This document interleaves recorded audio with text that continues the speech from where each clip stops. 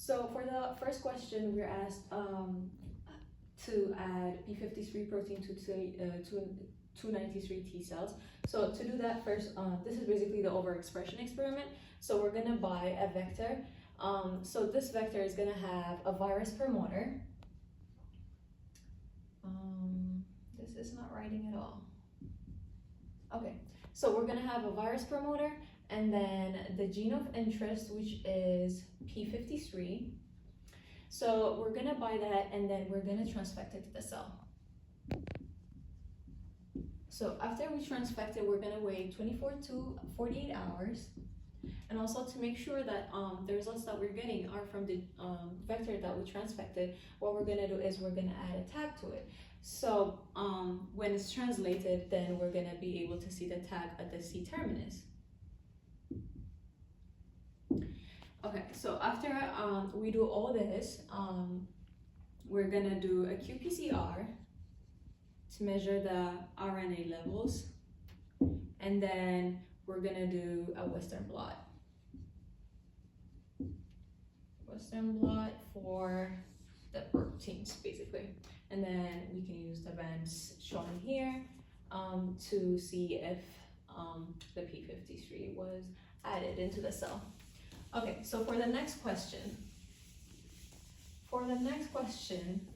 it's asking us how we can tell there is GADD45 promoter activity. So what we can do is we're gonna buy a luciferase vector.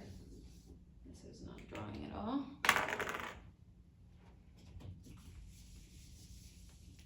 Okay, so the vector we're gonna buy in this case is promoter of interest, which is GADD45, and the gene will be luciferase. Okay, so what's gonna happen is when there is a promoter activity, then luciferase is gonna attach to the promoter. So when it's attached to the promoter, then it's transcribed and translated, and the luciferase protein is bioluminescent.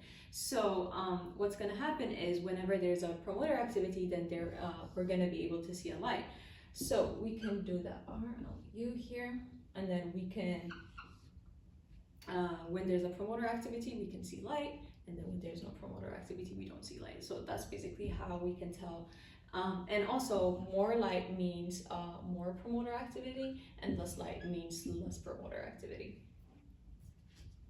Okay, so now to the third question. The third question is asking us if decreasing p53 changes promoter activity. So basically, in order to decrease p53 in the first place, what we're going to do is so we're going to buy siRNA against the p53, and then we're going to transfect it. Oh, and if I didn't mention, for the GADD45 promoter, the luciferase is also going to be transfected to the cell, and we're going to wait 24 to 48 hours, and then that's when we can see our results. So for the third one, we're going to buy the siRNA against p53, and then we're going to have 4 cells prepared. And then in these 4 cells, 2 are going to be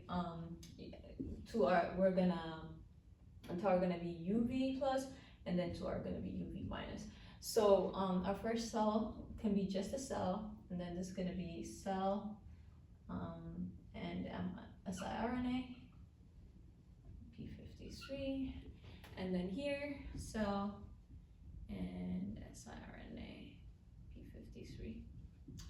Okay, so what the siRNA gonna do is it's gonna basically degrade p53 in a way. So p53 is present in our body in the first place when there's a cell damage. So if there's no cell damage, which is in here in the negative UV, then we shouldn't expect p53 in the first place. But if there is a cell damage, then we should expect a p53. However, if we transfected siRNA, then we shouldn't expect p53. So how can we tell? We can do qPCR and Western blot. So for the qPCR, I'm gonna write 1, 2, 3, 4.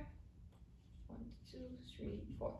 So like I said, if there is no UV damage, we shouldn't expect P53 anyway. So it'll be like a small amount, even if there is a P53. For the third one, however, if we damage it using UV light, then we should expect a large amount of P53 mRNA here. And then for the fourth one, because there's a siRNA, we should expect a very small amount, if not nothing.